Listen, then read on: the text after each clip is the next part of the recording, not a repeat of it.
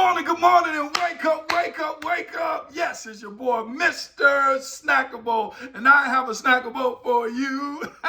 Yes, this is Mr. Snackable, Vincent E. Gray. So you might be asking yourself, what are snackables? They're simple. They're words of wisdom to help you personally win in life. That's it. And so I have some time tested, I have some field tested, I have some research-based principles that will change the trajectory of your life and also level up. This is going to be a powerful snackable on today. And so, but before we get ready to leapfrog into our lesson, I need you to do me a favor. Go get your school supplies. What does that consist of? Go get your pen, go get your notebook. And for my students who like to roll and scroll, open up your note apps. It came free with your iPhone or with your Android. Get ready to take some notes. Your boy is ready to teach on today. So yesterday I was talking to a friend of mine, and he asked me a powerful question. He was like, Vincent, why people not happy and helpful anymore? I was like, man, that's a great question. He was like, back in the day, everybody was, singing that song, do, do, do, do, do, do, do, do, do, do, do. Don't worry, do, do, do, do, do.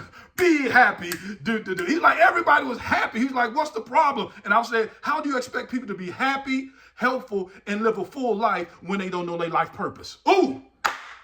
Come on, Vincent. How do you expect people to be helpful and happy and live a full life when they don't know their life purpose? Come on now. Clinical research and medical science tells us, I'm serious, they tells us, and they both agree that when a person lacks purpose, that shortens their lifespan. Ooh, a lack of purpose shortens a person's lifespan. Ooh, see, I'm not playing with you. See, when you don't know why you're here, that's a sign that you won't be here for long. Ooh. That's smackable. Listen, when you don't know why you're here, that's a clue. That's a sign that you won't be here for long. Why are you here? Come on now. See, when you know why you're here, your decisions are sharper. Your time is more sacred. And you don't spend quality time with unqualified people, because you know if you spend quality time with unqualified people, they will disqualify where you're trying to go. Why are you here? Come on. It reminds me of, I remember I went to this one grammar school. I want you to hear me. I want you to look at me. I was talking to some young people who was like in second grade, and I asked them, like, what you want to be when you grow up? And this one young lady, she was like, I want to be an astronaut. I'm like, come on, she want to be an astronaut. She's going to be working for NASA. Come on, she going to Mars. Come on, come on. Yeah, they all excited. So the next young lady, I asked her, I said, so what do you want to be? She was like, I want to be a doctor. I was like, let's clap it up for her. She going to be like Mae Jemison. Mae Jemison was an astronaut, and she was a doctor. Let's clap it up. She was like, clap. So I get to this one young man, and I was like, what do you want to be when you grow up? He said, I want to be 18. I said, can you say that again? He said, I want to be 18. I was like, oh, right. You want to drive an 18-wheeler? He was like, I don't know what that is. I said, you want to play 18 golf like Tiger Woods? He was like, no, I don't even like golf. I want to be 18. I was like, what does that mean? He said, I want to live to 18. And the teacher looked at me like, yeah, Mr. Snackable. She didn't say that, but she gave me that look like, okay, Mr. Snackable, now what? And I was like, oh, yay, he want to be 18. He want to own 18 pieces of property. He looked like, I said, right, you want to own 18? He was like, yeah. I said, you want to get accepted into 18 colleges, right? And he was like, yeah. I said, and 18 of your friends in this class going to work for you. He was like, yeah, you're going to live past 18. He was like, yeah, and this is the main one, and you're going to accomplish all of this before you 18. He was like, yeah, and they all start clapping. So I asked the next young man, I said, what do you want to be when you grow up? He said, I want to be just like him. I want to own 18 pieces of property, but I want everybody here to work for me. I'm going to get accepted into 18 universities, he said, and I'm going to accomplish it all before I'm 18. And so all of the students, I start calling them Mr. and Mrs. I start calling them Dr. 18. All of them, I start calling them Dr. 18. What am I trying to say? I have to shift his narrative. Come on now, because when you don't know why you're here, you won't be here for long. I'm trying to tell you something that's significantly important. When you know your why, your decisions become sharper and your time become more sacred. You have to know why you're here. Watch this. I want you to write this down. This is a powerful snackable. This is a powerful snackable that I want you to know right here. The most dangerous life is a life lived by accident. Ooh!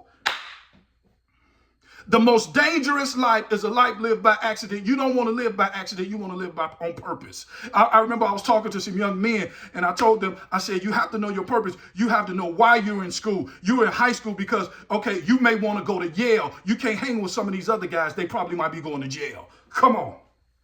You have to know your why. And this is the thing, when your life lose meaning, your heart start losing momentum. Oh, write it down. When your life lose meaning, your heart start losing momentum. Because I told you, a lack of purpose shorten your lifespan.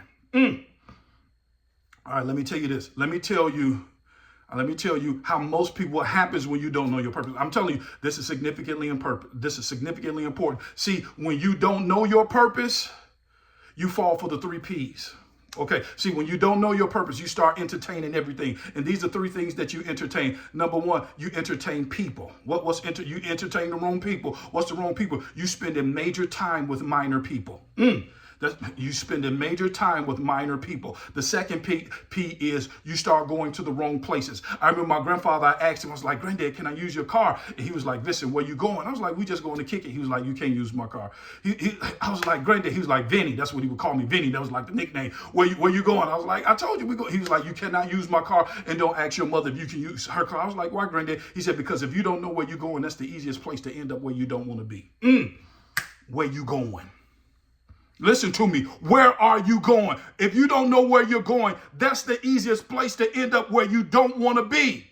I'm giving you all good game today. Come on. I'm sweating today. I'm giving you good game. If you don't know where you're going, that's the easiest place to end up where you don't want to be. All right. Number 3, you have to know your priorities. What do I mean by priorities? Priorities, is this decision going to get me closer to my dreams or away from my dreams? I'm talking to you about purpose because I want you to make sure you get your purpose.